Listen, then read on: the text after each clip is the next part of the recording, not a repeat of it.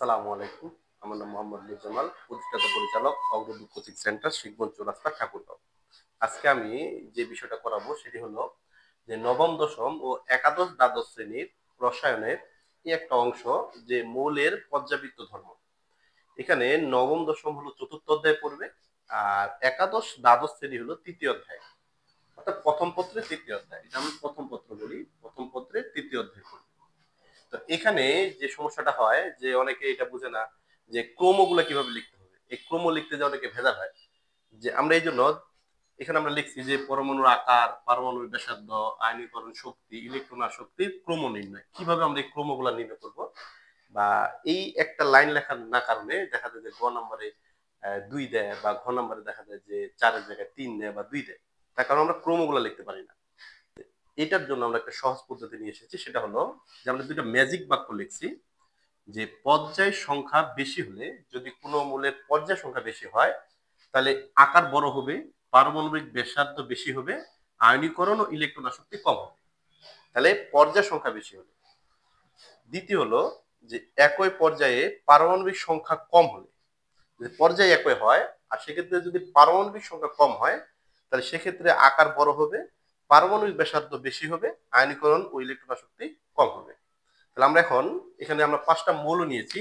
মৌলগুলোর নাম হলো nitrogen, sodium, chlorine, potassium, এখানে আয়রন। তো মৌলসমূহের আকার ও পারমাণবিক ব্যাসার্ধের ক্রম লেখ, এই প্রশ্নগুলো থাকবে, বিশেষ করে গ বা ঘয়ে থাকে, যার কারণে আমরা লিখতে পারি না। তো এখানে আমরা কিভাবে বের করব?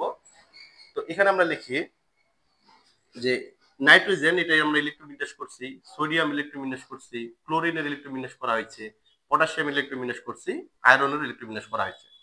এখন নাইট্রোজেনের পর্যায় সংখ্যা হলো 2, পর্যায় সংখ্যা হলো 2, এই যে সর্বোচ্চ 2 আসছে।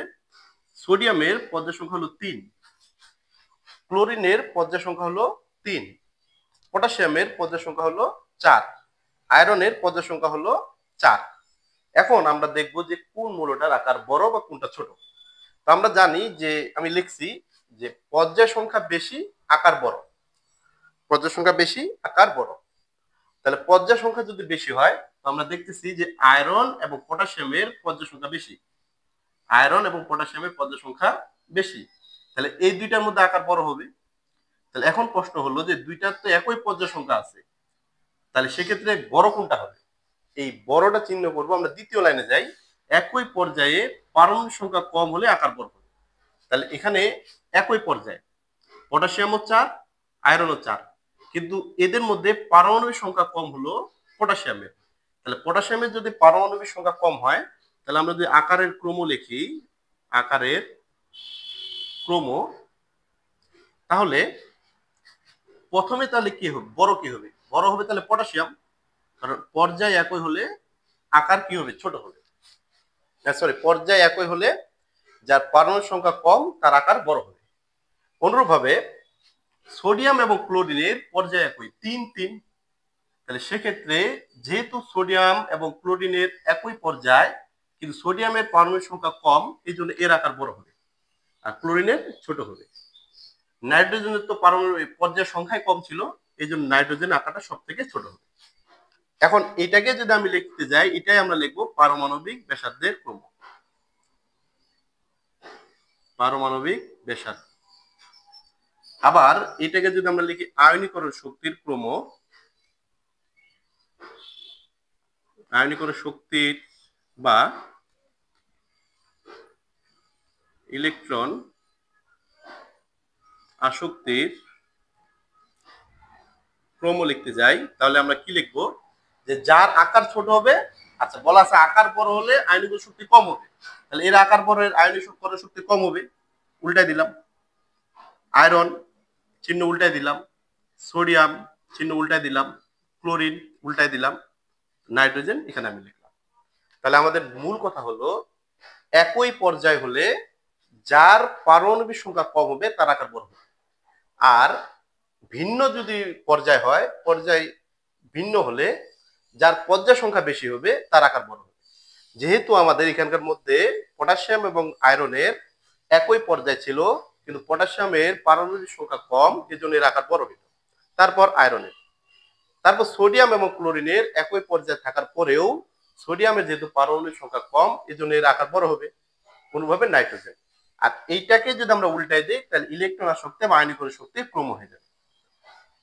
এইরকম এটা করার উদ্দেশ্য কি বা এটা কেন করবো আমরা? এটা করার উদ্দেশ্য হলো যে আমাদের অনেক স্টুডেন্ট আছে যারা ক্রম লিখতে পারে না, যার কারণে সৃজনশীলে দেখা যায় যে তিনের জায়গায় 2 পায়, 4 জায়গায় 3 পায় বা 2 পায়। তার মূল কারণ হলো এই ক্রম লিখতে পারে না। তো আমাদের উদ্দেশ্য হলো যেন প্রতিটা জিনিস খুব সহজে একটা স্টুডেন্ট ধরতে পারে, এইভাবে আমরা এই ক্লাসগুলো করে থাকি। তো আশা করি প্রত্যেকে সুন্দর করে বুঝতে পেরেছেন। আর আরেকটা জিনিস আমি বলতে চাই যে 15 জুন 2025 থেকে আমরা ইন্টারমিডিয়েটে সায়েন্সের অ্যাডভান্স ব্যাচ চালু করতেছি। তো যারা আগ্রহী তারা আসতে পারে, আমাদের এই ক্লাসগুলো করতে পারবে। 3 দিন আমাদের ফ্রি ক্লাস আছে। এই ফ্রি ক্লাসে যদি ক্লাস ভালো লাগে তাহলে অবশ্যই এখানে আপনারা কন্টিনিউ করতে পারবেন। তো সবার সাথে অবশ্যই দেখা হবে।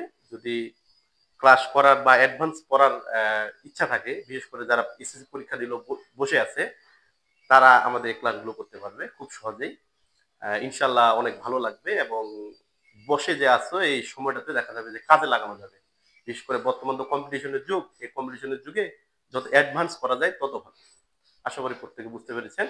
আর আমাদের এই চ্যানেলটি অবশ্যই সাবস্ক্রাইব করে রাখবেন, ফলো দিয়ে রাখবেন, যেন খুব সহজেই আমরা এই ক্লাসগুলো আপনারা পান এবং আমরা যেন আপনাদের অবশ্যই এটা মানে আপনাদের উপকার হয় এভাবে যেন আমরা করতে পারি। ধন্যবাদ সবাইকে। আসসালাম।